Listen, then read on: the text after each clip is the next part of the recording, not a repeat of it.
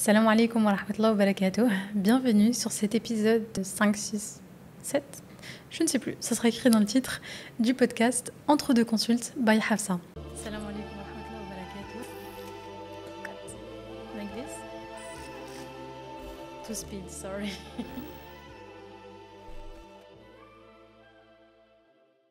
Aujourd'hui, j'aimerais qu'on parle de la vague énorme qu'il y a eu de psychologie ces dernières années, notamment surtout depuis le Covid. Ça, c'est ce qu'on a observé au niveau national ou même au niveau international. Il y a plusieurs articles qui ont été écrits là-dessus en disant à quel point le Covid a permis ce boom de la santé mentale, notamment à cause du confinement, le fait que les gens étaient enfermés avec eux-mêmes et leurs propres pensées. Donc il y a plein de choses qui sont ressorties. Il y a plein de huis clos familiaux, de huis clos dans les couples, dans les fratries qui se sont joués et qui sont venus mettre en lumière certaines choses qui étaient un petit peu mises sous le tapis pendant des années et ça fonctionnait très bien jusqu'ici. Quoi qu'il en soit, tout ça est un petit peu revenu à la surface, ce qui a poussé les gens à aller consulter, ce qui a poussé les gens à se dire ok, la santé mentale là tout de suite ça va pas du tout, et à essayer de prendre soin d'eux par ce biais-là. Et c'est super, c'est absolument génial. Avec quelques années de retard. À titre personnel, vraiment à mon niveau, j'observe quand même un tournant, même au sein de la communauté musulmane. Je parlerai vraiment de ceux que je connais, donc la communauté musulmane francophone, au niveau de l'accessibilité et de la sensibilisation à la santé mentale, aux psychologues, aux thérapeutes, etc.,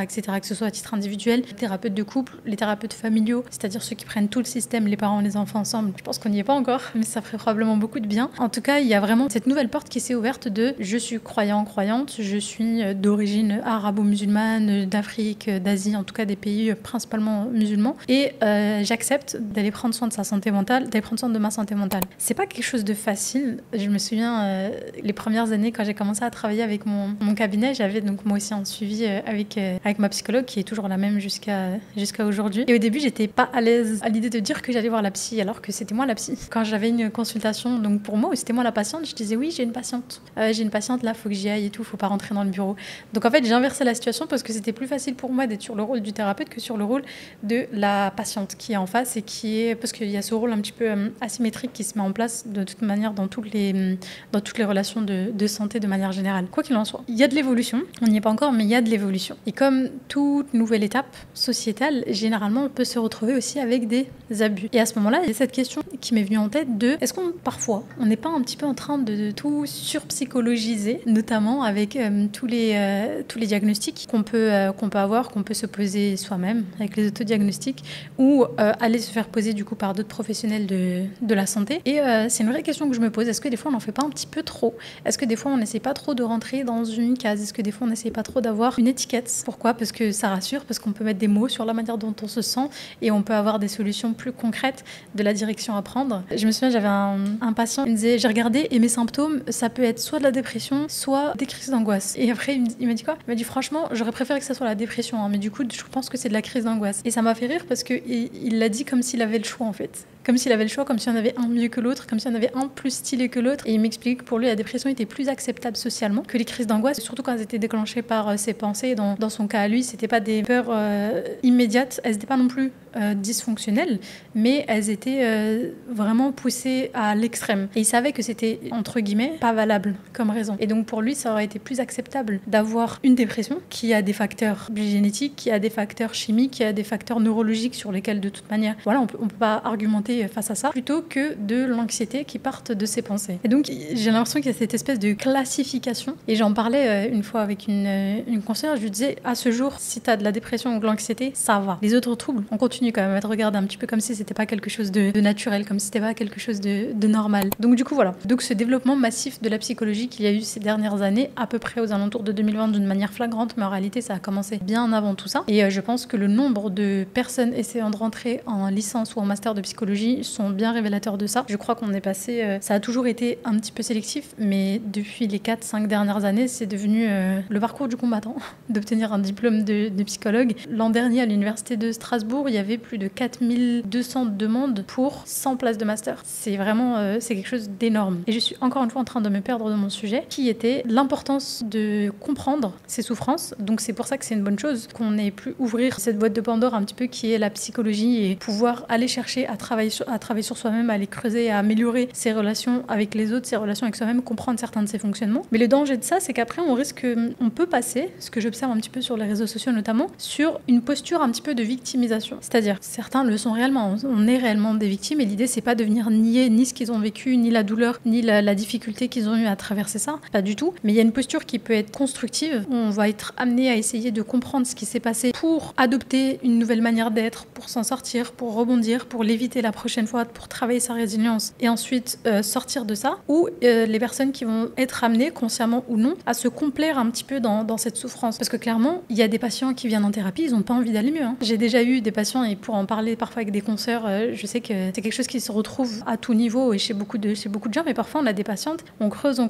travaille, et elle est toujours un petit peu dans cet évitement. Et elle va passer du coup de psy en psy parce que la psy ne lui dit pas, enfin au début, l'accueille dans toute sa posture de victime et l'aide à travailler dessus, mais dès qu'elle essaye de la sortir de ça pour qu'elle aille mieux, tout simplement, pour qu'elle évolue, ça ne correspond plus à ses besoins, ça ne correspond plus à ce qu'elle est venue chercher, et elle va aller voir une autre psy en se disant non mais celle-là ça va pas le faire, je le sens, et du coup je vais aller travailler ailleurs. C'est inconscient. Elle se lève pas le matin en se disant ah quelle magnifique journée pour être une victime aujourd'hui. C'est pas du tout ça. C'est un processus qui est inconscient, mais du coup qui est très difficile parce que dès qu'on s'approche de cette zone-là chez la patiente pour essayer de le travailler, elle s'évapore et elle s'en va parce que c'est trop dur pour elle de travailler ça à ce moment-là. Et notamment une des choses qui pour moi amène à cette surpsychologisation, vraiment pas sûr que ça soit comme ça qu'on le dise, mais le fait qu'on arrive à cet abus de l'utilisation de termes psychologiques, notamment parce que je pense que cette surpsychologisation, elle passe par l'utilisation des termes à outrance. Il y a beaucoup de termes comme être bipolaire, comme être fou tout simplement, et qu'est-ce qu'on met derrière la folie, comme je suis en dépression ou je fais une dépression, c'est un terme qu'on entend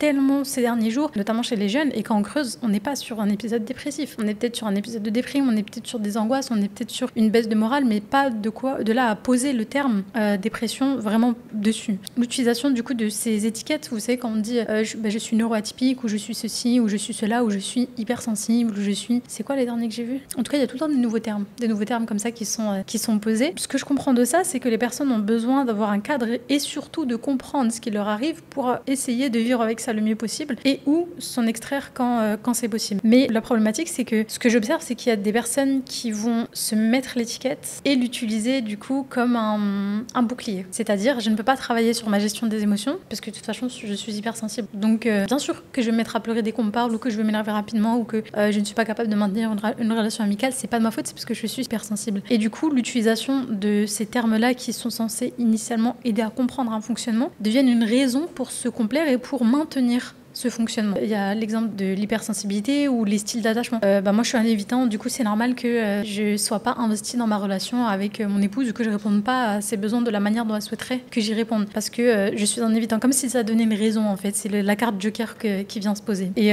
au sein de la psychologie, en tant que science, que ce soit les chercheurs ou que ce soit du coup les professionnels de la santé mentale, pas qu'en France, d'une manière internationale, c'est quelque chose qui a été critiqué aussi. Ce besoin de déposer des termes, des étiquettes, notamment à travers le DSM-5, c'est le manuel de diagnostic de la santé mentale, donc qui permet aux psychologues et aux psychiatres de venir, en gros, c'est vraiment un dictionnaire des psychologues, tu l'ouvres, tu vas dans dépression, critères A, B, C, D, E, il faut que ça soit depuis au moins 6 mois, depuis au moins 4 mois, ceci, cela, et qu'il n'y ait pas ceci, qu'il n'y ait pas ça, et on regarde, on check, ça correspond pas, ah bah non, il manque un critère, du coup je vais aller voir, est-ce que c'est pas de l'anxiété, est-ce que c'est pas du burn-out, est-ce que c'est pas ci, est-ce que c'est pas ça. Ce qui a été beaucoup critiqué, c'est le besoin un petit peu de psychiatriser, au-delà même de psychologiser, vraiment de psychiatriser beaucoup de comportements, de phénomènes qui peuvent être au final normal dans le sens scientifique, c'est-à-dire que ça arrive à plus de 70-80% de la population, et qui va devenir par la suite un trouble, une maladie, un handicap, en tout cas une étiquette qu'on va être amené à vouloir poser sur le patient. Quand on est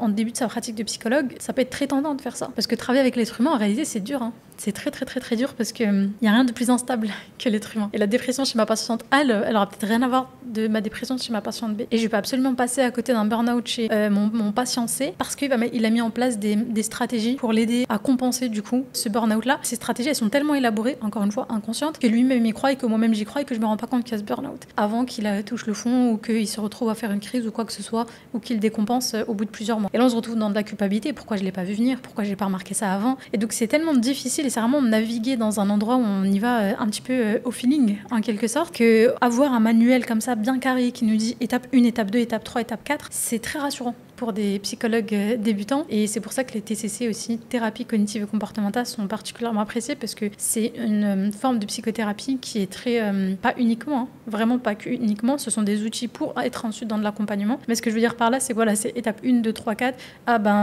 Phobie, comment on prend en charge, on commence par faire ça et après ça et après ça, nous, ça nous rassure. Il y a vraiment tout un schéma de fonctionnement qu'on n'a qu'à suivre de l'étape 1, 2, 3, 4 jusqu'à la fin du processus. Donc la psychologie, elle fait ses preuves. La psychologie, elle a rien à prouver à personne aujourd'hui. Elle a fait ses preuves et ça, il y a des centaines et des centaines, je pourrais même dire des milliers, je pense à ce jour, d'études qui le prouvent. Les bienfaits de la thérapie, l'intérêt de la thérapie, le fait que ça fonctionne, qu'il y a des résultats, que peu importe le style de thérapie, et ça on en parlait dans un des épisodes passés où on parlait de l'importance de l'alliance thérapeutique entre le professionnel et le patient et du fait que justement c'était un des éléments les plus prometteurs de la réussite ou pas de cette thérapie-là. Pour certains professionnels, le problème c'est qu'on est trop resté sur le psychisme de l'individu en faisant ce qui amène inévitablement du coup à cette pensée ou à cette croyance qui va suivre de du coup si tout dépend de ce qu'il a dans son cerveau aujourd'hui à l'instant T, ça dépend que de lui.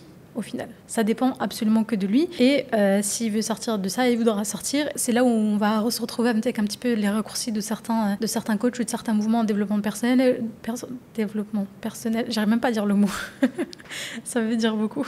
Les développements personnels qui sont dans l'axe de tout dépend de toi. Si tu es dans cette situation, c'est ta faute et c'est à toi de te sortir de ça. Ça peut être vrai dans certaines situations, mais c'est très très très très très limité quand même. Et il faut faire extrêmement attention à la manière dont on va utiliser ce mantra-là et le contexte dans lequel on va utiliser ce mantra-là. Pourquoi ? Parce que dans le modèle aujourd'hui de l'être humain, aujourd'hui les sciences humaines, elles se basent principalement sur un modèle qui est le modèle biopsychosocial. C'est-à-dire qu'on prend en compte la biologie, qu'on prend en compte le psychisme de l'individu, qu'on prend en compte les liens sociaux, son environnement social. À nos yeux, en tant que croyant, il est défaillant parce qu'il manque le spirituel. Il devrait être spirituo-biopsychosocial, mais c'est pas le cas. Donc déjà, on voit qu'avec ce modèle-là, on met de côté une grosse partie de ce qui fait l'être humain. Et au-delà de ça, on se retrouve avec une approche qui est multidimensionnelle. Quand bien même il manque la spiritualité, là, cette approche-là, elle est déjà multidimensionnelle. Tout n'est pas qu'une question de psychisme et tout n'est pas qu'une question d'individu. L'aspect biologique du coup du modèle biopsychosocial, il part du fait qu'on a des prédispositions génétiques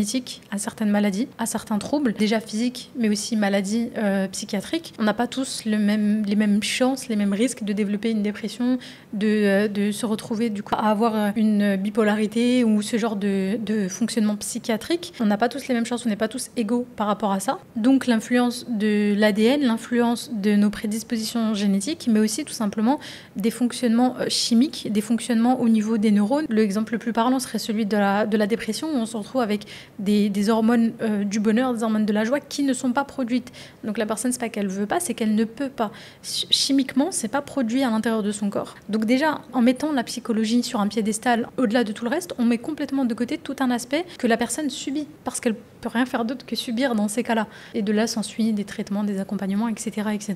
On peut pas négliger l'aspect biologique dans la souffrance, parce que encore une fois, ça ne dépend pas que de nous. Et c'est ce qui fait que les maladies psychologiques et les maladies psychiatriques sont des maladies, au même titre que le cancer, au même titre que l'asthme, au même titre que ce que vous voulez. C'est pas un manque de volonté. Et c'est de là que vont venir les plus grands clichés en réalité qu'on peut avoir sur la santé mentale. Cette notion de c'est qu'une question de volonté. Et en apportant ça comme ça, on met complètement de côté tout cet aspect biologique qui a toute sa place, que ce soit à travers le modèle biopsychosocial ou que ce soit dans la réalité tout simplement dans laquelle on vit aujourd'hui. Le deuxième élément de ce modèle-là, donc du coup, c'est l'aspect social, l'environnement, les relations qu'on va pouvoir avoir, les interactions. Parce que oui, ça dépend de nous, oui, on prend nos propres décisions, mais venir ignorer tout l'aspect social, venir ignorer tout l'aspect familial, professionnel, tous les proches qui sont autour de nous dans cette prise de décision, ça serait vraiment se leurrer. Ça serait vraiment se leurrer que de croire qu'on vit dans un monde où chaque décision ne dépend que de nous-mêmes. Certaines personnes vont se retrouver avec des difficultés psychologiques, des troubles psychologiques induits par leur environnement parce qu'il est toxique et nocif pour elles à ce moment-là. Le meilleur exemple pour ça, c'est le burn-out. Venir dire à une maman qui vient nous voir, qui est en burn-out familial, burn-out parental, mais madame, il faut vous reposer et puis vous pouvez peut-être prendre ce traitement-là pour que ça aille un petit peu mieux et puis aller faire du sport. Mais en fait, si elle est en burn-out, c'est parce que son environnement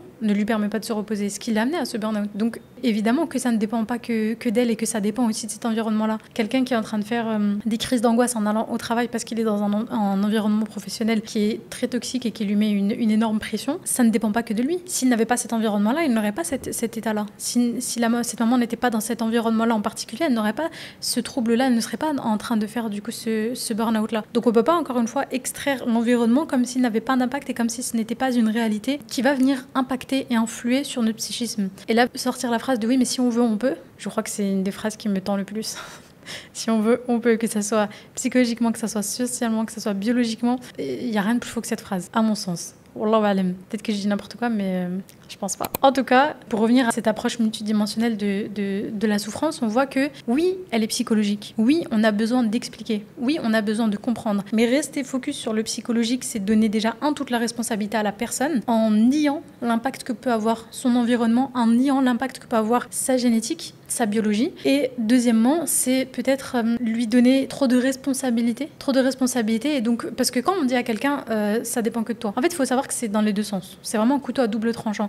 Il y a ce côté où on va venir dire au patient, mais oui, mais madame, en même temps, si vous ne vous levez pas le matin, c'est sûr que ça va être compliqué de sortir de votre dépression ou de votre burn-out ou ceci ou cela. Mais si elle ne se lève pas, c'est parce que la nuit, elle s'est levée 5, 6, 7, 10 fois pour s'occuper de son enfant et qu'elle n'a pas eu de soutien et que si et que ça. Donc, ça ne dépend pas que d'elle, ça dépend aussi de l'extérieur. Et venir lui faire porter ça, on vient en fait ajouter de la culpabilité à une personne qui est déjà en souffrance. Et dans un second temps, donc le deuxième côté de ce couteau à double tranchant, c'est venir du coup se reposer sur cette étiquette que l'on s'est mis ou que l'on nous a mis de bah oui, mais je suis en dépression ou je suis en burn-out et du coup je me lève plus du tout le matin et du coup je fais absolument plus ce que je suis censée faire et du coup je vais pas suivre le traitement par exemple qui nous a été recommandé ou aller en thérapie parce que c'est pas de ma faute, c'est parce que je suis en burn-out, c'est parce que je suis en dépression. On entend bien qu'il y a un équilibre à avoir là-dedans. L'idée c'est de n'avoir ni un extrême, n'être ni dans un extrême ni dans l'autre. Et cette notion d'équilibre, quand on repense à l'approche islamique de ça, elle misène l'équilibre, la balance. Et l'islam est cette religion de l'équilibre. Elle nous enjoint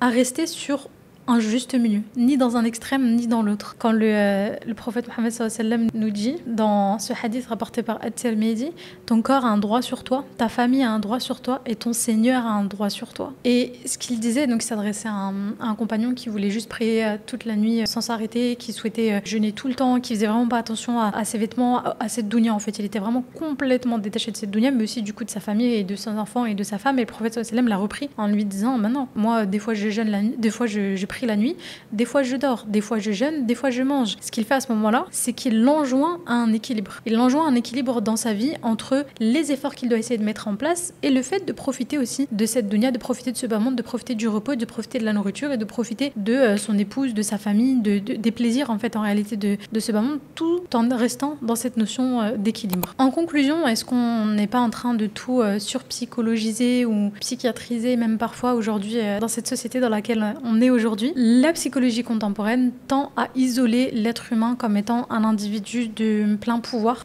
comme étant un individu isolé ou comme s'il était un système à lui tout seul en fait. Et aujourd'hui, on sait que les meilleures approches et les meilleurs accompagnements, là je pense par exemple aux personnes qui peuvent être en précarité sociale, aux personnes qui ont été dans la rue, aux personnes qui ont perdu leur travail, toutes ces choses-là, la meilleure manière de les accompagner, c'est d'avoir un accompagnement pluridisciplinaire, que ce soit avec une assistante sociale, que ce soit avec une psychologue, que ce soit avec un médecin, que ce soit avec un coach de vie, un coach sportif, que ce soit avec je sais pas, une personne qui va venir l'aider à retrouver un emploi ou qui va venir l'aider à développer de nouvelles compétences.